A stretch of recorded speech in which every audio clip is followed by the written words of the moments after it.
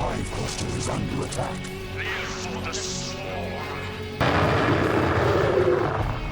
Hey there, StarCraft fans! It's Falcon Paladin coming at ya with yet another edition of StarCraft Brood War Remastered. Today, it's going to be ASL champion RoyaL versus Beast here on Neo Sylphid. Top side is going to be our guy RoyaL. He's our yellow Terran under his previous name, Sorry today. And in the bottom left, it's going to be Beast, who is an excellent Zerg player. He kind of struggles in ZVP, but his ZVT is excellent. So, let's see who's going to come up on top here today.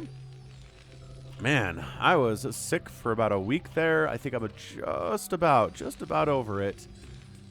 Ugh. But, I don't know. Sicknesses can linger on, right? Right. Korean characters, says RoyaL. SS, says Beast, and Korean characters as well. Terry the Overlord moving out. That's right, it's 2023. Wow. That feels like a super far off year, but it is the present. Ooh. So we're still working on the Terry Overlord shirt at falconpaladin.store. Maybe when you're watching this, it'll be there. So check out falconpaladin.store for all of your merch needs. And maybe a Terry the Overlord shirt. Oh, no,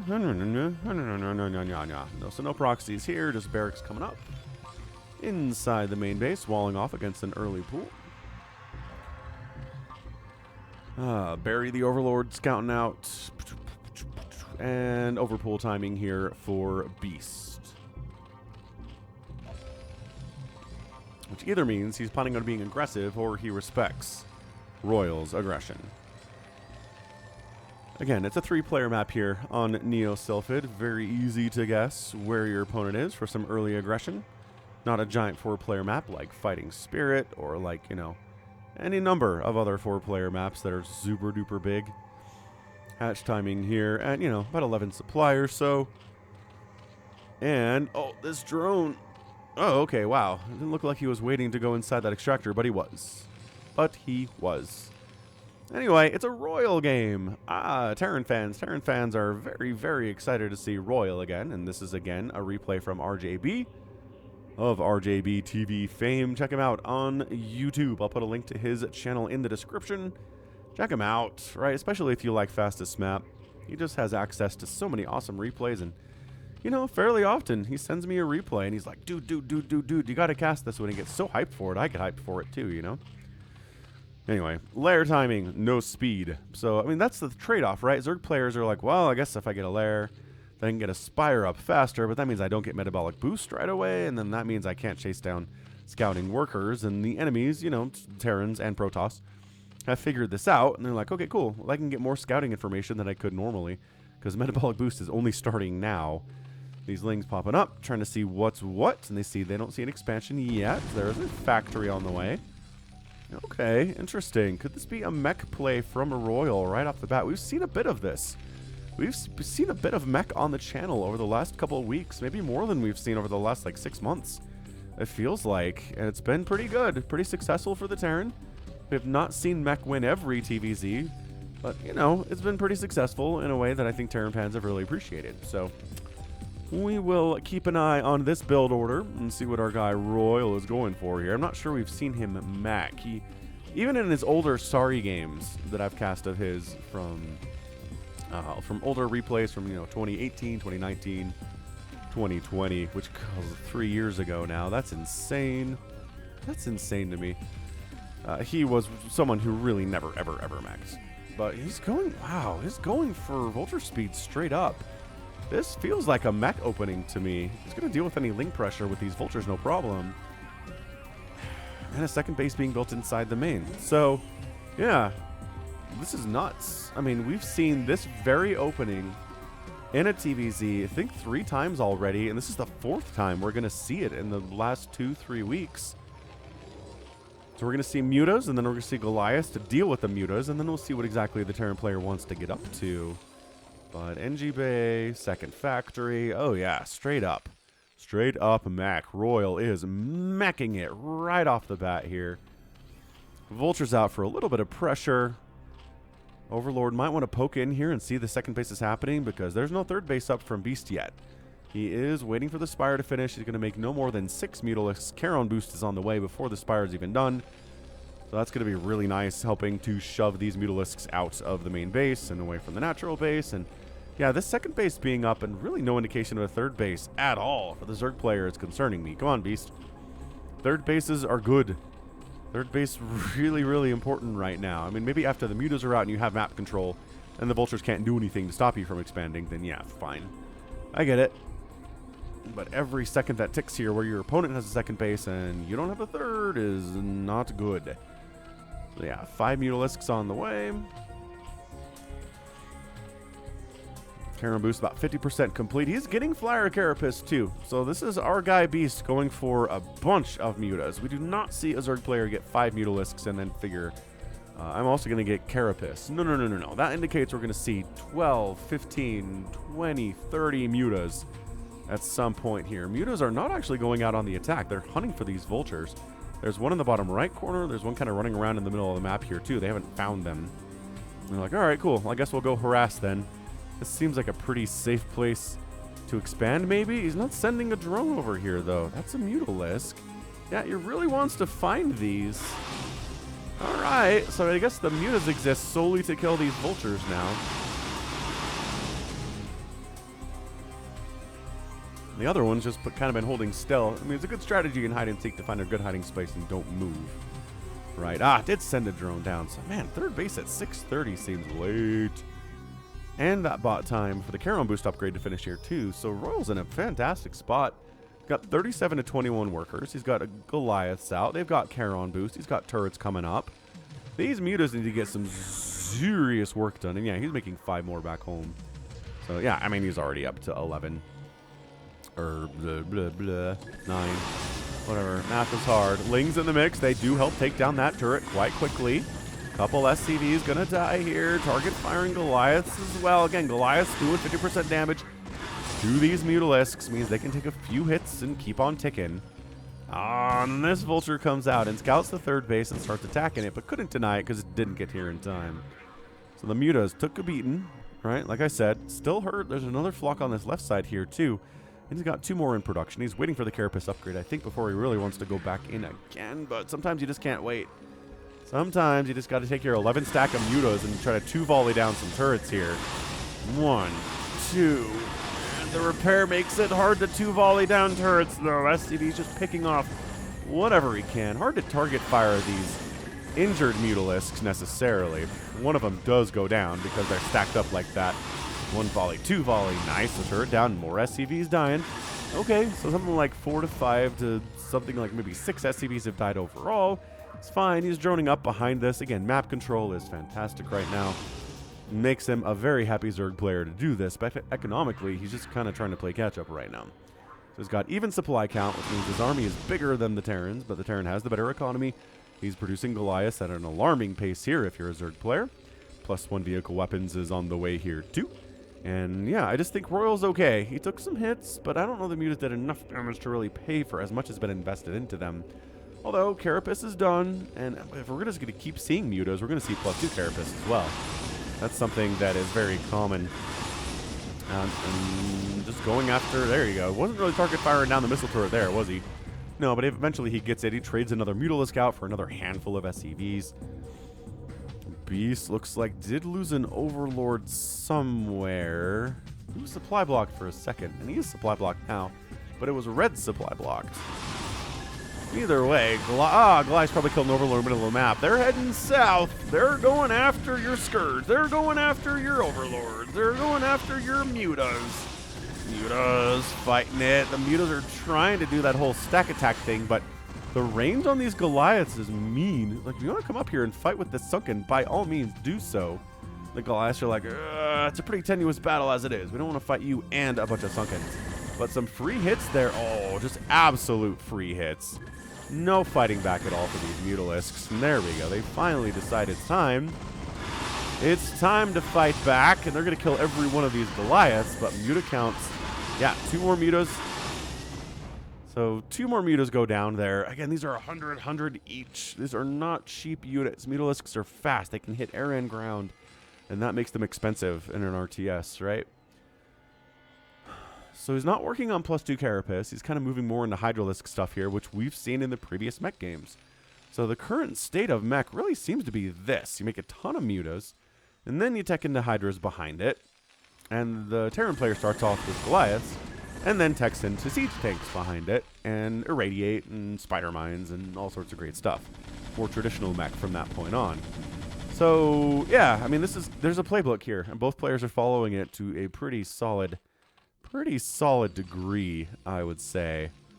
But yeah, hit that like button if you're enjoying this one. This has been a pretty good play on both sides. I think Beast is, he's following the plan.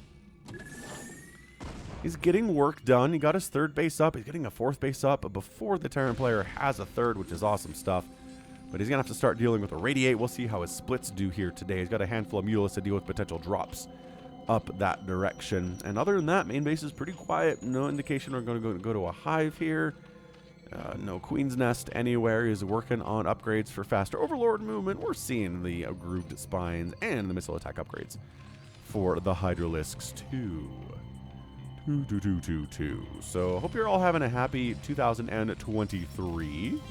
Had a ton of snow where I am. I had to shovel the driveway. I've had my kids help me with that, and it's been a lot. Been more snow. I think we've gotten more snow this year than we did all of last snowy season last year. So it'd be nice. We're in a bit of a drought here as the mutas jump into the main base, taking down turrets. I mean, this is kind of the playbook, Turret down, Goliath down, SCVs picked off as well here. And is there an Irradiate? I don't think so. Just the sound of Mutalisks dying a little bit. He just donated another Mutalisk there for basically nothing. What are we doing here, Beast? He's going for Overlord Transport, though. So Ventral Sack's coming in. We're going to do some drop-in stuff. And you know how much I like dropping for Zergs. It's good. Every race that does it, it's effective, right? Protoss is probably the best at it. Shuttle drops, recalls, all very, very effective no matter what matchup you're in. The Terran likes using dropships to good effect. Not as often as the Protoss does. And then the Zerg player just gets that Ventral Sax upgrade every once in a while. And it's always good. I'm never like, oh man, that drop. I guess there was the one drop that Beast had against Snow in one of the games last month where Snow just completely shut it down with Storm, and Maelstrom, actually. That was a fun game. If you want a link, let me know in the comments.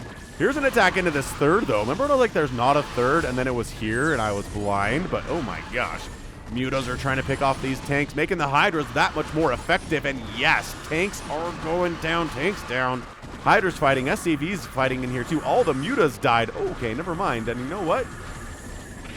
RoyaL holds that attack. I thought with the tanks were down, the Hydras would do much better, but Goliaths were fighters, man. They got +2/+1 attacks, or +2/+1 upgrades here. The SCVs were fighting in there as well. That was really dicey, but RoyaL held on no problem. Got that 3rd base up and rolling. Nice. So yeah, we're just going to go Hydralisks from this point on, apparently. 9 more Hydras in production, continuing to work on missile attack upgrades. Got that +1. He wants that +2 so bad. But yeah, mixing in siege tanks against Hydras is great. If you just try to go mass Goliath against Hydras, they will trade better. But the siege tanks change that equation every single time. But yeah, as I was saying, yeah, more snow. So hopefully we can maybe work our way out of the drought we've been in here in the Salt Lake Valley for the last years and years now. It's been a very long time, it feels like. But hey, what is time anymore? Time is a flat circle. That's what I always say. Hydra's moving out. 113 to 98 total supply. Pretty standard to be at this supply discrepancy as a Zerg player, especially if you're going Hydras, because supply cheap, pretty expensive, pretty good unit to kind of mass at this stage of the game. Good snipe. A couple drones actually go down there, and only 1 Vulture dies. 4th base, 5th base coming up left side now. For Beast, right side, 4th base does get scouted by Beast. Okay, so he sees RoyaL's base. He could probably wander over here and kill it straight up, but he's like, can I? Oh, killing the barracks is nice because you have to rebuild the barracks to build more factories. So that's annoying stuff. And actually, we'll just keep moving in. I don't think you have enough tanks to stop me, says Beast. And RoyaL says, actually, I probably do. Take down, take down. All right. Again, SCV's being pulled to body block a little bit here. Hydras don't want to fight against these tanks. They're too entrenched. So they, they kill what they can. They make the trades. This is basically Dragoon versus tank. You kill some tanks You'd leave behind some Dragoons, leave behind some Hydras, and actually forcing RoyaL to cancel this space straight up before that engagement even finished. So that was pretty nice. Okay, Beast is doing all right. He's got some Overlords staged over here for drops, would be my guess, but I mean, that's why we've got all the turrets to prevent that from happening. I mean, RoyaL sniffed out the drop potential way before Central Sax was even researched there. Carapace level 2 is on the way from Beast, and at this point, it's just got to be for Overlords, unless he's planning. Nope, he did. He just went back into Mutas. Interesting. He's like, you know what? If you're going to go more traditional mech here, you're not making that many more Goliaths. I feel like the Mutas are going to be okay. So he does. He tech switches back into Mutalisks. He's not going to go pure Hydralisk right now, which is, I think that's going to work out for him. The balance of tank to Goliath is definitely heavier on the tank side of things. Hydra's trying to find an angle where they can attack, but the tank positioning a little bit too good for that. You know, harassing, putting some fear. And we're going to drop right on top of these siege tanks. The Goliaths are like, yo. Yeah, I don't know if this drop's going to do super well. Why are there Scourge in here? Buy a Scourge, buy all of the Hydras. None of these tanks died. Okay, trying to Zealot bomb them with Hydras. Maybe not going to work incredibly well. But dropship shenanigans helping these vultures get where they want to go, which is directly into the face of drones so they can shoot them to death. Oh. Fairly well, Hydralisk. Dropship coming down the left side. Mutas were forced to reveal themselves here. They wipe it out, and then Hydras deal with an attack here at this 4th base too. So, I don't know, Beast handled that pretty well. I'd say on the other side, that drop did not go particularly impressively. And this is a lot of tanks, man. This is 3-2 siege tanks. The Hydras are all at 2-0. Not that armor upgrades really help Hydras when siege tanks are involved or anything. 9 more Mutas on the way. This is interesting. This is really investing heavily into Mutalisk and being like, okay, I don't want to deal with spider mines. I don't want to care about siege tanks. If I have enough Mutas to completely wipe out the remaining Goliaths that there are, I'm going to be just fine. I guess turrets too. But, man, is he waiting for that +2 flyer Carapace to come in? He is making some Hydras because he does want to deal, I guess, maybe defend here with those Hydras against incoming vulture attacks and stuff. But, dude, that Mutaflock is something to behold. All right, so he's just going to jump right on top of everything here. Is he even target firing down? Yeah, he's target firing down the Goliaths. No problem. He's not waiting for that +2 Carapace upgrade. Irradiate's not even done.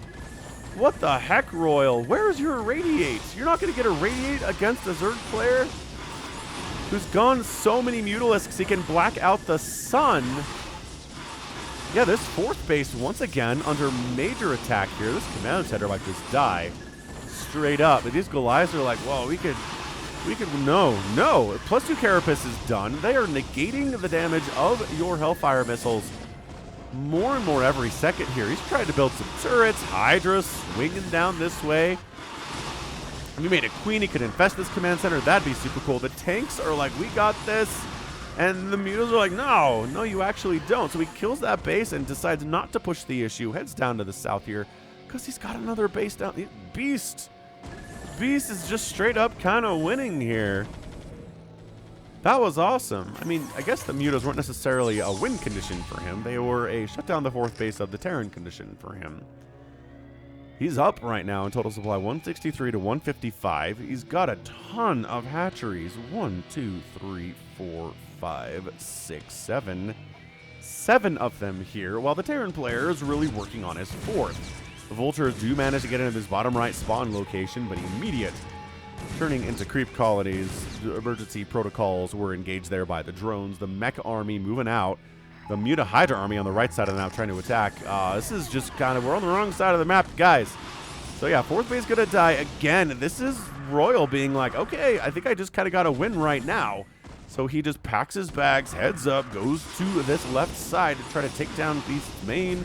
Try to take down several bases at the same time. Sunkets are coming up to just make sure that he can't roll in here unopposed. The Beast is not sending the Mutas home right now. He's just, he's attacking a completely dead base, which doesn't seem like it's accomplishing a lot. On the other side, I guess there are resources here too. Vultures are eventually going to take down this hatch, I guess. Beast could turn these into Sunkens and maybe save it.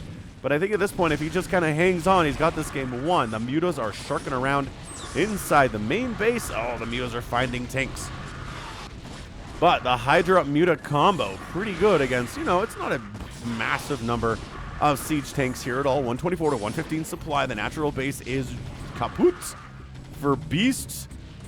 RoyaL rolling down into the main base. Getting the Spire would be nice. He didn't take down the Hydralisk Den, which seems like a bit of an oversight here, as Beast is relying on Hydra production to a large extent here. That siege tank position is fantastic. He's only got 1 kill, but he hasn't taken any damage yet, which is nice. But yeah, I mean, RoyaL, he's out of cash. He needs to win now. And I don't know if he's going to. It's 98 to 82 supply. This game might get an epic tag. He's got tanks firing away at this top left base of Beast. The main base is under fire. The Hydralisk Den is going to die. Oh, no, he pulled out. Never mind, he pulled back. Not actually happening there at all. Oh, the Vultures did take down this hatchery on the bottom right spawn. That's insane. So both players kind of stabilizing here. Both players managed to get the armies... Well, I was going to say, get them out of their mains, but no. RoyaL stabilized. Beast is still trying to deal with this stuff, and he jumps on the tanks before they were fully sieged. Can he do it? Take down, take down. The Goliaths are trying to stutter step their way to victory here, but once the tanks are gone, the army of RoyaLs is kaput. I already said kaput a second ago. My brain is not functioning all the way. Is that it? I mean, I'm looking at it. It's pretty even on army supply, pretty even on economy. But this base mining and this base mining is better than anything RoyaL has going right now. He's long distance mining. And trying to get this 4th base for the 3rd time today. Did Overlords do some drop-in stuff? I would say no. He's just bringing the Overlords back down over here. As this base died, this base died. The main lair is still alive, which counts for something. This bottom right hatch died, which would be nice if it was still here, but you know. You take what you can. Beast says we can finish this. And yeah, this 4th base dies again for RoyaL. He's toast. Hydras are like, well, we'll fight you, but we don't want to fight those siege tanks. Where did those Mutas get off to? Did all the Mutas die in that previous engagement? Yeah, this is not good. SCVs are falling by the dozens, so they're trying to engage here, but Hydras are dying too. I don't know. The SCV count is not healthy. The Hydras, yeah, snipe down individual workers here. 32 to 16 workers. All the Hydras get wiped out. 3 more Hydras are being produced. 57 to 54 total supply. More Hydras popping out of eggs while that engagement was happening. And RoyaL says, let's move out. Let's move out again. Let's find a couple free Hydralisks. Yeah, they're just going to donate Hydras to us. That's totally fine. He can't make any more. No, he can't make Mutas if he wants. His Spire was left alone. I don't know about this. The Hydras don't seem like they're tanky enough to deal with the fully upgraded mech here. Okay, 3-2 upgrades. God, this is so down to the wire right now. Another Goliath joins the party. 3 Goliaths winning the day here. But the income is favoring Beast. Can Beast just make enough Hydras to deal with a handful of Goliaths? Come over here, snipe the space, and win the game. I don't know. Production tab is 6 Hydras at a time versus 3 Goliaths at a time, so I think Beast is in a pretty decent position here. His economy, again, is just beautiful compared to what RoyaL is dealing with here. But that drone's fighting, and that's a GG. RoyaL taps out, and Beast takes down the ASL champion in a very down-to-the-wire, very close ZVT here on Neo Sylphid. That was, woof. That was not a lot left for Beast. End of the game there. I mean, he had a total of 10 Hydras. 10 Hydras with no armor upgrades, no +3. Never went to Hive today. Not even once, which is hilarious. But, you know, if you open with this Muta stuff, go into Hydra, and you can kind of just deal with the mech. It's interesting. Yeah, this current meta of meching Goliaths, and then you move into more traditional mech, and the Zerg player says, well, Mutas are pretty good against your traditional mech with your Vultures and your tanks that can't shoot up. So then you have to add more Goliaths in, but your tank count is too low, and then the Hydras are really good against the tanks if they aren't in numbers. And it's just kind of this back and forth cat and mouse scenario that is very interesting to watch.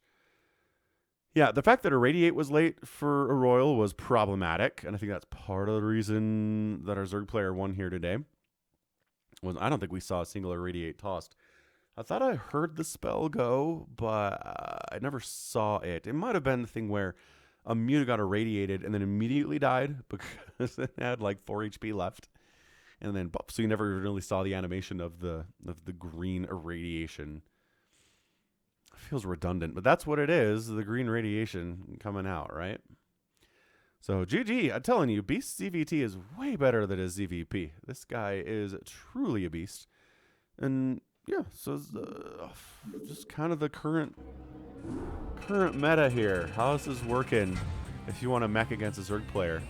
182,000 points, 198,000 points there. RoyaL actually had more points today, but ended up losing the game.